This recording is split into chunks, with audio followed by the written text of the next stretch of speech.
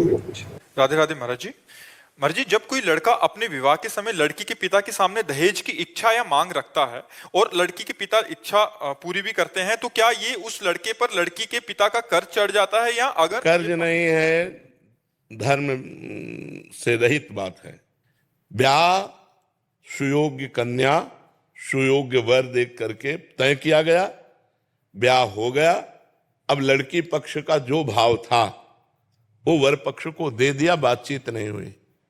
कहीं भी हमें शास्त्र में नहीं लिखा मिला कि उन्होंने हमसे कहा कि हम इतना इतना इतना देंगे।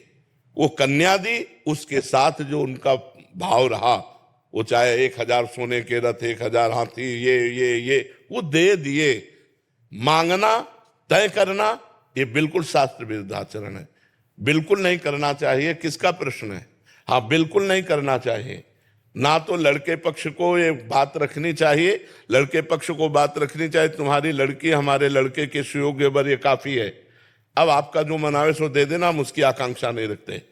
लड़की पक्ष को चाहिए कि जैसे पुत्रों को विभाजित संपत्ति किया, ऐसे कन्या का भी हिस्सा लगा करके उसके साथ दे देना चाहिए, बिना मांगे दे देना चाहिए। मांगना ये दहेज के अंतर्गत आता। दहेज प्रथा ये हमारे संस्कारों को, हमारे धर्म को ये मिटिया मेट कर रही है। लड़की हुई, सुनते ही उसका पिता जल जाता है। लड़की हुई क्यों? क्योंकि अब दहेज देना पड़ेगा। दहेज में लोग ऐसे मांग रहे हैं कि पूछो मत। वो किसी तरह कमा खा करके जी रहा है, वो लाखों का पर्चा बना देते, तो इससे तो लोग गर्भ में लड़की पात करवा देते। अगर देखा या गर्भ हुआ, लड़की हुई, तो इन के इन प्रकार वो नष्ट करना चाहते हैं। ये दहेज प्रथा ही तो ऐसे आचरणों को प्रेरित करती है। और तुम अपनी कमाई से नहीं तृप्त होगे, वो लड़की दे, केवल लिंग परिवर्तन से ही तुम महान हो गए क्या?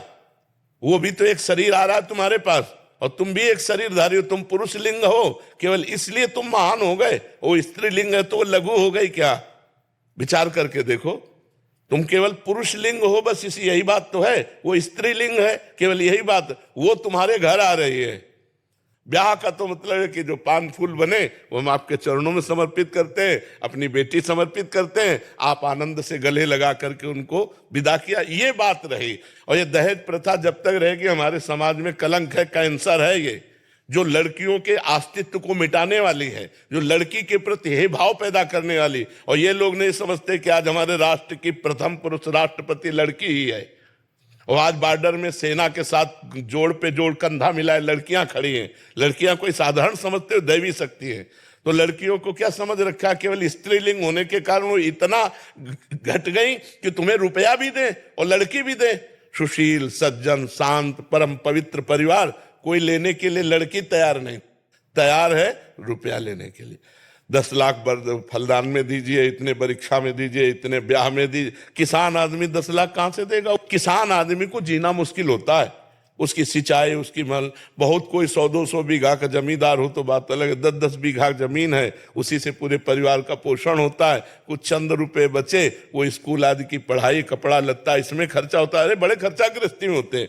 तो ब्याह का मतलब खूब बढ़िया खवा पिया दिया, जो रूखा सूखा है वो तुम्हें दे दिया, और बिटिया लो और कमाओ खाओ जाके। अब ये जो दोहन किया होती है दहेज में, ये बिल्कुल निषिद्ध है। हमें लगता है न देना चाहिए न लेना चाहिए, दोनों के विरुद्ध में बात रखनी चाहिए। न देना चाहिए न लेना चाहिए। आप जी के आशीर्वाद से हमारे पास चारों तरफ इतनी लड़कियां हैं जी, 1000 लड़कों पीछे 1100-1200 लड़कियां हैं। तो मेरी माता जी कहते हैं, बोले जितनी लड़कियां होगी उतने डीजे हमारे ज्यादा बजेंगे। बिल्कुल बिल्कुल बिल्कुल बिल्कुल।